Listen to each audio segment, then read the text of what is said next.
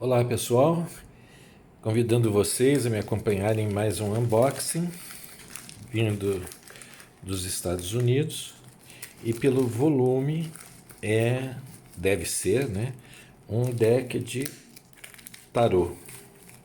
Vamos ver se consigo abrir por aqui. Não.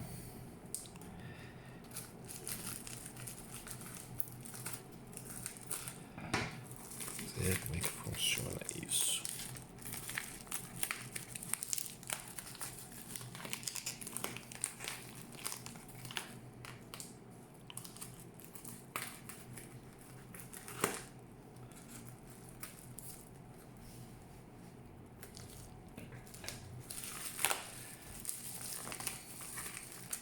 Como sempre, é extremamente complicado abrir essas embalagens quando elas realmente são bem feitas.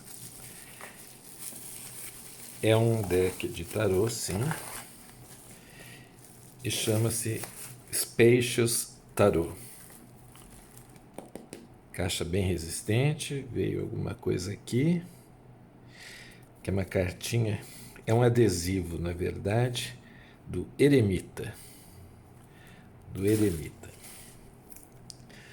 Bom, o Spacious Tarot é um tarô novo, que já está indo para a segunda edição, inclusive essa primeira edição que saiu no final do ano passado, 2019, foi impressa na China.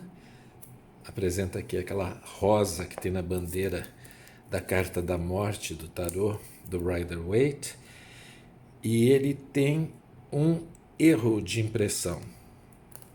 Logo que foi feito o deck, eles avisaram que havia um erro de impressão, mas como ele foi um sucesso de vendas no final do ano, eles decidiram relançar o deck numa segunda edição e, evidentemente, corrigindo o erro. Vamos ver se eu consigo me lembrar da onde estava o erro. Bom, a caixa, esse tipo de caixa porta-joias que eu chamo, a tampa é fixa de um lado, né? Esse espaço é para você, o tarô espaço. Carrie Malone e Annie Ruigat. Ok, se for isso mesmo. Um livrinho, manual de instruções, supostamente. Bom, acredito que já o livro, a capa do livro já tem uma representação junto com o título do tarô, né, que é essas áreas abertas. E nós temos aqui as cartas, não tem imagem da carta, mas tem uma descrição, aquele comentário de sempre que tem em todos esses livrinhos, os esquemas tradicionais de jogos, né? Algumas referências, tipo o que significam os elementos, o que significam os números, enfim, não, é o mesmo do mesmo, né? E dividido o livrinho pelos naipes, copas, paus, espadas, ouros e aqui os arcanos maiores do tarô. Livrinho bacana, pequenininho, mas bacana. Vamos ver quantas páginas? 137 páginas. Bom, vamos lá com as cartas.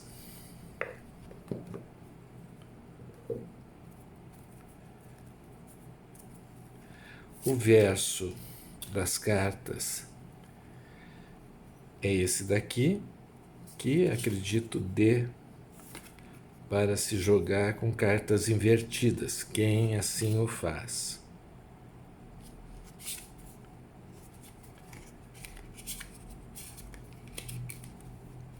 E vamos dar uma olhadinha nas cartas. A qualidade das cartas. Gosto da gramatura, tem mais de 300 mg de gramatura, não tem brilho nenhum, reparem.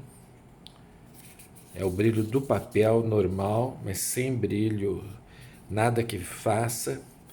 E a gente já vai tendo uma ideia aqui. O louco, quem é que está à beira do precipício? Não tem imagem, não tem figura humana aqui, não tem o desenho do personagem. E a gente pode se imaginar, ou quem quer que a gente queira imaginar, como a carta do louco. O mago, nós temos os elementos, os utensílios, né? A lemniscata, mas não temos a figura do mago. A sacerdotisa, que é bastante interessante, reparem, uma concha, o mar, a água, né? O elemento água, a concha, essa coisa do fechado, do segredo, com uma pérola de sabedoria dentro dela. A imperatriz, a natureza, o imperador, né? Liderança, domínio, o hierofante, né? Os amantes, muito interessante a carta. Então é muito mais abstrata, né, a imagem das cartas do que eu imaginava seria. E isso eu acho bastante interessante, né? Olha, uma representação de um DNA, né? O que são os amantes, né? O que é quando a gente bate legal com uma pessoa, quando a gente, né, entra em acordo, né, com uma pessoa, a gente na verdade estabelece, né, uma vida, na verdade, juntos. O carro, grande caminho em aberto, a força, a resistência do cactus no deserto, e ainda assim florindo. O eremita, que é a representação grande daquele selinho, daquele adesivo que veio para ser colado em algum lugar. O eremita, basta a lanterna, né? A noite na floresta, o encontrar-se dentro de você, né? A roda da fortuna,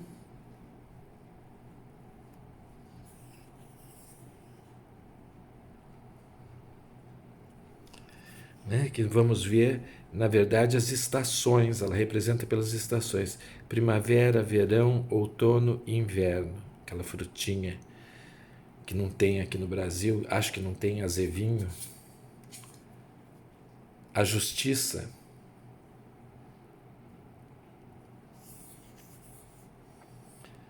essa espiral concêntrica que leva à verdade absoluta.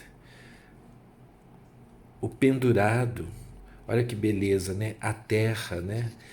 A representação, a lua, a terra, o espaço todo em volta. A morte, lembra que eu falei da carta da rosa? Se vocês olharem a bandeira que a morte carrega na carta do Lenormand, vocês vão ver essa mesma flor. A temperança,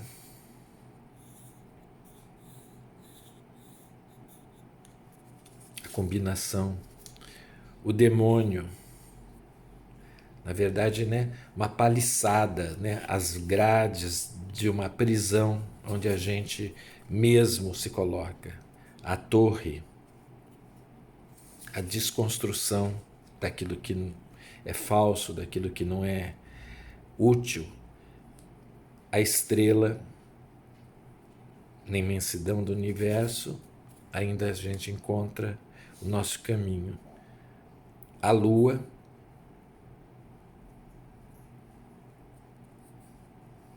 os cogumelos associados à imaginação, o sol e a obviedade do girassol, e talvez até a nossa busca, né, nossa constante busca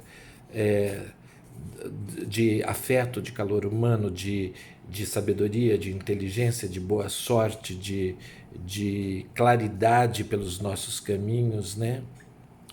Saúde e tudo mais. O julgamento, o percorrer, o reanalisar da vida, desculpem. O mundo,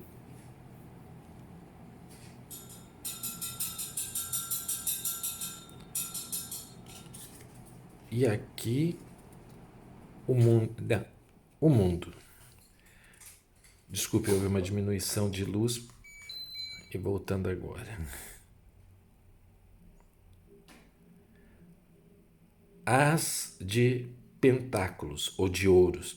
Olha que fantástico, a semente, né? Aquelas sementes que a natureza mesmo as provê de asas, ou enfim, uma forma do vento soprar e levá-las mais longe possível, né? E é isso mesmo, o asa é uma semente de qualquer elemento. O 2, o equilíbrio, o balanço necessário. O 3, fazer as fundações precisas para que as coisas possam desenvolver. O 4, né? O ter. O 5,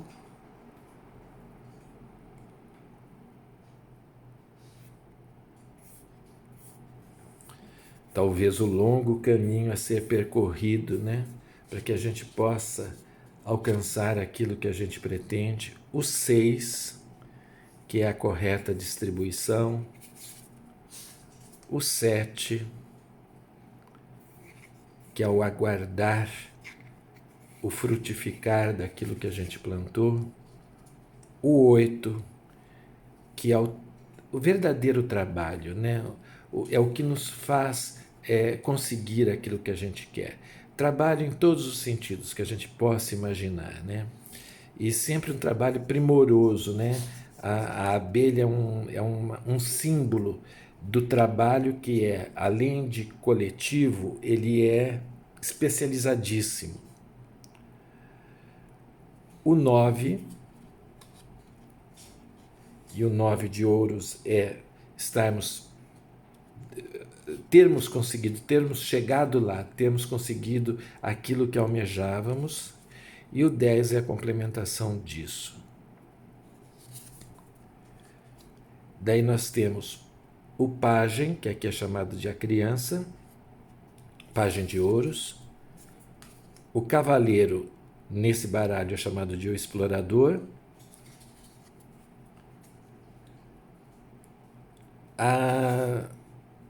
A rainha, aqui é chamada de a guardiã. E o rei é chamado de o mais antigo, o mais sábio, o mais velho, o mais experiente. As de espadas. O 2 de espadas. O mar e suas ondulações, suas emoções sempre conturbadas, seus movimentos conturbados, e a frieza da rocha, do gelo, da necessidade do pensamento catártico, né? O 3 de espadas. O 4, o banquinho para lembrar a gente do descanso, do repouso, da trégua, do momento em que a gente se dá, para que a gente possa recarregar as baterias mentais e continuar na nossa batalha mental, né? O 5, que é a batalha mental em si, com perdas e tudo mais que ela traz. O 6, 7 de espadas.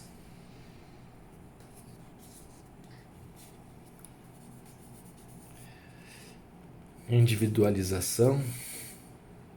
o 8, estar preso e o estar liberto, né? Ficar se censurando, se restringindo ou se permitir pensar além da caixinha. Aqui é a caixinha, aqui é além da caixinha. O 9, o medo, a angústia, as fantasias mentais que temos, as nossas neuroses, nossas psicoses, nossa fértil imaginação também colaborando para que a gente amplie o negativo do processo mental. E o 10 de espadas. Aquilo que no final erradica tudo para começar de novo. Pajem,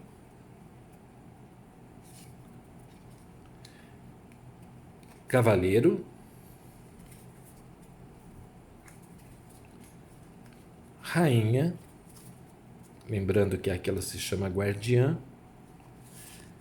e rei.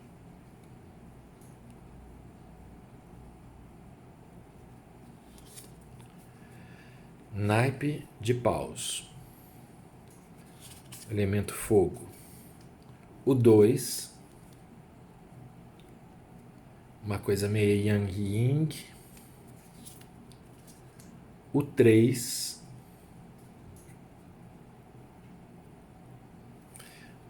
o iluminar os caminhos, né? Iluminar o processo é dar vida ao processo.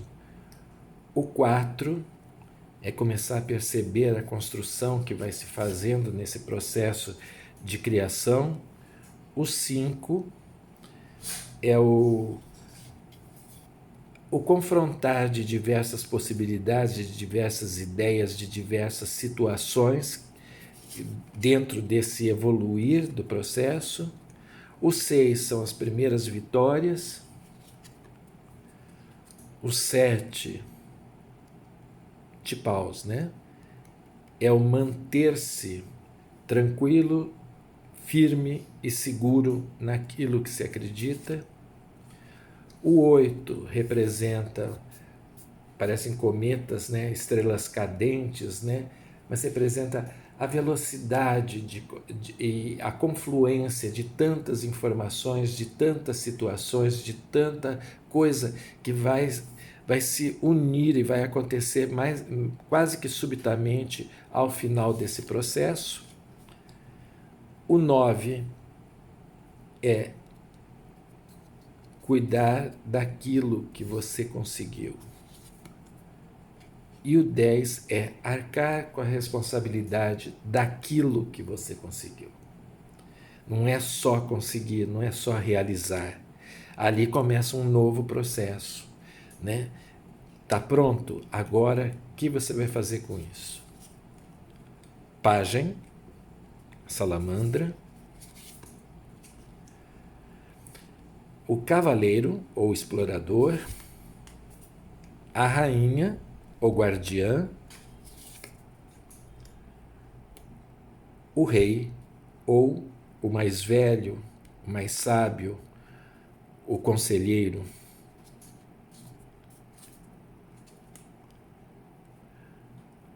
Naipe de copas, o as.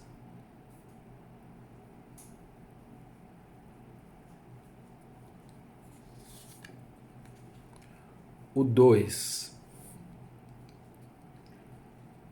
esse equilíbrio de sentimentos florescendo. O 3,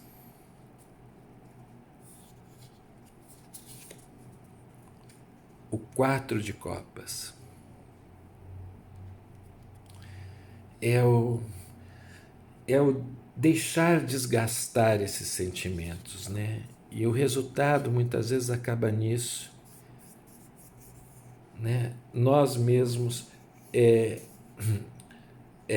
matamos ou ferimos alguns dos nossos sentimentos, algumas das nossas emoções, por razões as mais diversas possíveis, nas situações mais diversas, mas não podemos esquecer que além dessa margem de sofrimento, esse rio de lágrimas, né, de tristezas que a gente acaba provocando, nós ainda temos outros e novas possibilidades nos aguardando.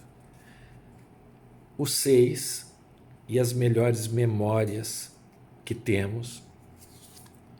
O 7, bem feita a imagem, né?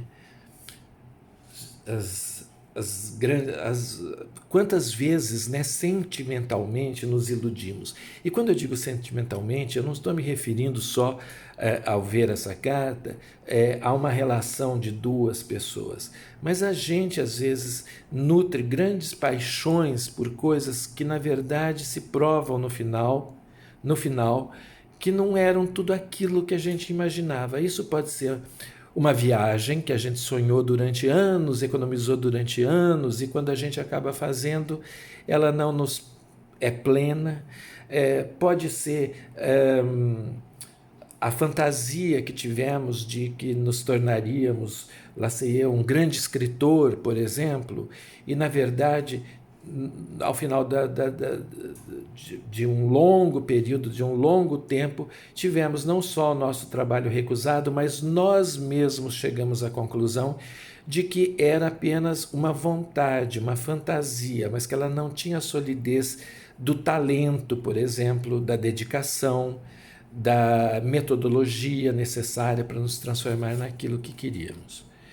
O 8, que é, né, vamos ver o que há além, vamos buscar, vamos continuar em busca de novas sensações, de novas formas de gostarmos, de nos apaixonarmos, de amarmos, né? E também vamos conhecer os outros sentimentos, né? Porque nem só de sentimentos positivos nós vivemos. Quando a gente fala sentimentos, são todos. É o amor, é a caridade, é a simpatia, né? Mas eles também têm o seu oposto, que também são sentimentos, né? O ódio é uma coisa palpável? Não, palpável é o resultado que o ódio faz, né? Provoca, né? Mas não é o desprezo, né? O sentimento de vergonha, né? Eles não são exatamente palpáveis, mas eles existem dentro de nós como formas de sentimento. A gente sofre, pena, chora por eles, ou sorri, ou fica feliz. Depende daquilo que a gente nutre, né, dentro da gente. O 9 de copas, e acho muito legal porque o 9 de copas, na verdade, é a carta da plenitude, quando tudo está ótimo. Quando as suas emoções estão todas não apenas extremamente bem organizadas, mas disponíveis para serem bem usufruídas, né? Olha, esse oceano de emoções aqui que deixa as taças organizadíssimas aqui. Mas aqui nós temos aquela florzinha do dente de leão, né? Para nos lembrar que isso também é mutável. Isso também vai sofrer o processo da roda da fortuna, né? Ele também não é para sempre. Isso daqui, um sopro, um leve sopro, desmancha essa florzinha e leva essas menores flores para muito longe, né? Assim são os sentimentos da gente. A gente ou cuida, né? Mas as coisas mudam. E o 10 é a combinação disso tudo. Quando todo o grupo, digamos assim, e a gente pensa na família, a gente pensa nos amigos, a gente pensa nos colegas de trabalho, a gente pensa no grupo social que a gente se inclui, no país que a gente se inclui, né? Nas coisas, nós que estamos aqui no Brasil, né? Nós brasileiros, né? Vivemos um momento de emoções, de sentimentos que são bons, que são de alegria, né? de união, né? Essa carta vai falar também disso. E daí nós vamos ao pajem, que aqui é chamada de a criança de copas. e vemos, né, uma pequena vela votiva, né, nesse lago tranquilo, né, levando. Eu tô doido, é um peixinho.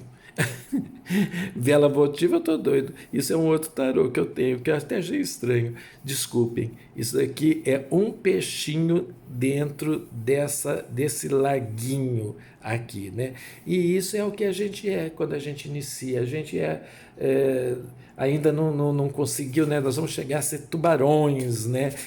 Nas emoções, né? Pessoas que sabem dominar, que sabem controlar, que sabem tudo. Mas nós vamos passar por esse processo de sermos aprendizes, nesse processo aqui de sermos conquistadores, de irmos atrás daquilo que nos interessa, que aqui se chama de explorador, é o cavaleiro. Aqui nós temos os que nutrem, não? Os que nutrem, essa carpa aqui representa a rainha, e aqui nós estamos representando o rei, aquele que vai fazer com que as coisas aconteçam. Né? Vocês separem, essa taça está aqui em cima. Né? E aqui está ele, né?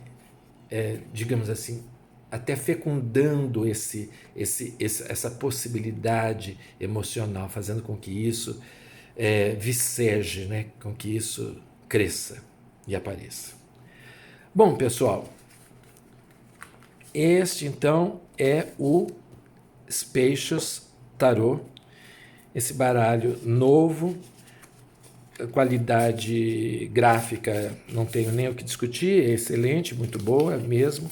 Não tem bordas, como vocês perceberam, que eu acho que é o grande lance. Dificilmente a borda colabora com o desenho. E bem neutro, bem simples. É um baralho para quem está começando agora? Claro que pode ser, né? Eu não posso julgar todo mundo. Por mim, por exemplo, que tive grandes dificuldades no início para entender o que as cartas, o que as imagens das cartas diziam. Mas essas daqui, elas são mais abstratas ainda do que o normal, né? Essa carta, por exemplo, a pessoa que vê ela, que a vê no Rider-Waite e nos seus clones, né, diretos do Rider-Waite, você vê uma família, um casal abraçados, olhando para um arco-íris, né, suspenso nos céus, formado por taças também. Então você consegue entender que ali há um momento de comunhão entre eles, comunhão com o divino, né? Se o arco-íris era considerado ou é considerado como mensagens enviadas por Deus, né? Então você tem essa possibilidade. Aqui é diferente, você precisa ter mais conhecimento. Essa carta, por exemplo, mostra no Rider-Waite uma mesa de jantar, com uma mesa grande, não precisa ser de jantar, com as taças em cima organizadíssimas, e um cavalheiro meio gordinho sentado na frente de braços cruzados, aquela posição de isso tudo é meu e eu estou satisfeito com isso. Né? Então, ali você tem mais uma questão de satisfação. Aqui você tem, inclusive, a questão disso, né? Da temporariedade, da impermanência de tudo, mostrada pela flor do dente de leão. Então, eu acho que talvez não seja recomendado para ser o seu primeiro baralho, se você estiver começando agora. Eu não recomendaria. Eu teria ficado muito frustrado se tivesse sido o meu primeiro baralho. Mas eu acredito que todo mundo que já conhece, que já estudou um pouco, mas já tem alguma experiência com as cartas, vai se dar muito bem com esse. E o melhor, né? É que ele tem uma linguagem dele, ele faz com que você pense novamente, ele faz com que você reencontre as coisas, o que é necessário, ele faz com que a gente olhe com um olhar renovado, fora da caixinha, certo? Então até o próximo unboxing, obrigado pela companhia.